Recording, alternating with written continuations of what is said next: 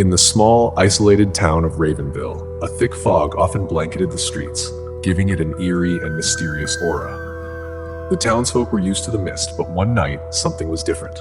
Sarah, a young journalist, arrived in Ravenville to investigate the strange disappearances reported in the area. She had always been fascinated by the paranormal and was determined to uncover the truth. Sarah checked into the only inn in town, a creaky old building that seemed to groan with every gust of wind. The innkeeper, an elderly woman named Mrs. Collins, handed Sarah her key with a warning. "Stay away from the woods after dark," she said, her voice trembling. "The shadows come alive at night." Intrigued by the warning, Sarah decided to explore the town during the day and plan her venture into the woods for the following evening. As she walked through the town, she noticed that the residents avoided eye contact and hurried away when she approached. It was as if they were hiding something. That night, Sarah armed herself with a flashlight and a notebook and headed towards the woods. The fog was thicker than ever, and the trees seemed to whisper as she ventured deeper. The air grew colder, and an unnatural silence fell over the forest. Suddenly, she heard a faint whisper, "Leave now, or you will never leave." Sarah's heart raced, but she pressed on, determined to find the source of the whisper.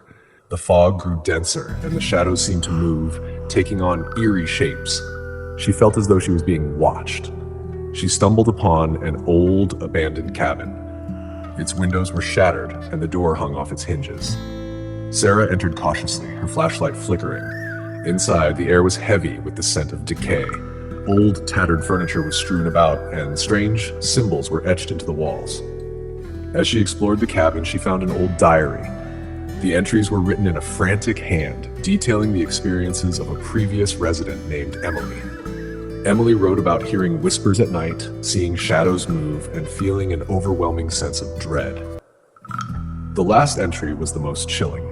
"They are coming for me. I can feel their cold breath on my neck. I fear I won't survive the night." Suddenly, the temperature in the room plummeted. Sarah's breath came out in frosty puffs. She heard the whispers again, louder this time. "You should have listened." The shadows in the room began to coalesce, forming a dark, menacing figure.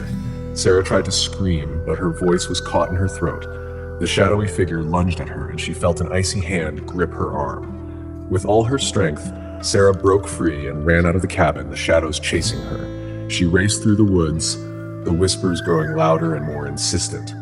Just as she thought she would be overtaken, she burst out of the forest and into the town.